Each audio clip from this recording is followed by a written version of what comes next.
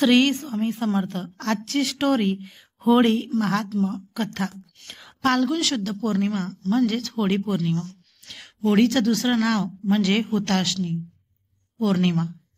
होळी हा सण शहरात तसेच खेड्यापाड्यातून मोठ्या आनंद आणि उत्साहाने साजरा केला जातो।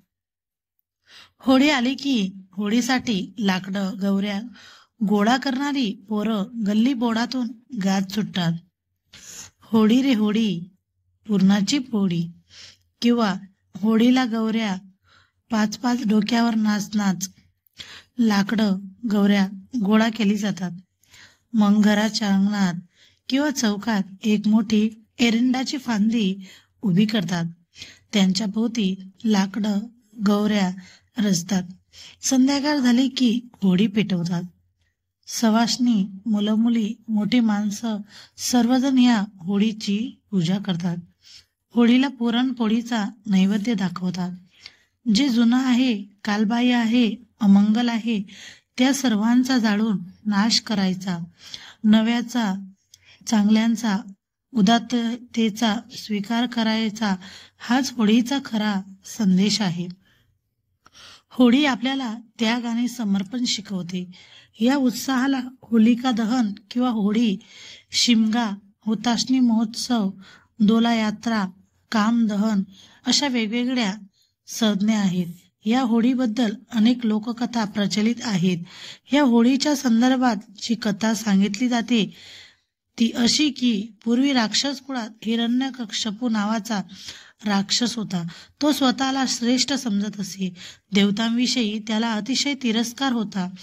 त्याला प्रल्हाद नावाचा मुलगा होता। प्रल्हाद बालपणापासून विष्णू नारायणाचा परमभक्त होता। प्रल्हाद दिवस रात्र विष्णूंच्या नावाचे नामस्मरण करीत असे। नेमके हेच हिरण्यकश्यपूला मान्य नव्हते। त्यामुळे त्याने प्रल्हादाला त्यापासून परावृत्त करण्याचा प्रयत्न केला, परंतु प्रत्येक वेळी तो अयशस्वी ठरला।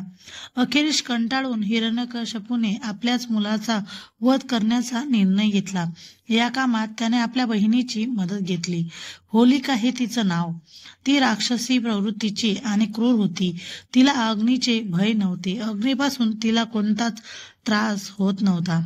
म्हणून हिरण्यकश्यपूने लाकडाची चिता रचली, त्यावर होलिकेला बसविले आणि तिच्या मांडीवर प्रल्हादाला बसविले। परंतु प्रल्हादाच्या भक्ती साधनेमुळे उलटेच घडले। होलिका जळून खाक झाली आणि विष्णू भक्त असल्यामुळे प्रल्हादाला काहीही झाले नाही। त्याच्या भक्तीने प्रसन्न होऊन विष्णूने खांबातून नृसिंह रूपाने हिरण्यकश्यपूचा वध केला। थोडक्यात होलिका वाईट प्रवृत्तीची असल्यामुळे तिचा अंतही जळून म्हणजेच वाईट पद्धतीने झाला। त्यामुळे वाईट आचार विचारांना तिलांजली देणे आणि आपल्या मनातील वाईट विचारांना होळीप्रमाणे आगीत जाळून राख करावी हाच होळी साजरे करण्यामागचा उद्देश आहे। या दिवशी वाईट गोष्टींचा त्याग करून चांगल्या गोष्टींचा संकल्प करा, जेणेकरून आपले संपूर्ण वर्ष सुख समाधानाने जाईल। होलिकेचा जळून अंत झाला तो दिवस फाल्गुन शुद्ध पौर्णिमा असल्याने दरवर्षी त्या दिवशी होळी उत्सव मोठ्या उत्साहाने साजरा केला जातो। मित्रांनो, तुम्हाला ही स्टोरी कशी वाटली मला कमेंटद्वारे कळवा आणि आपल्या चॅनलवर नवीन असल्यास लाईक करा, शेअर करा आणि सबस्क्राईब करायला मात्र विसरू नका।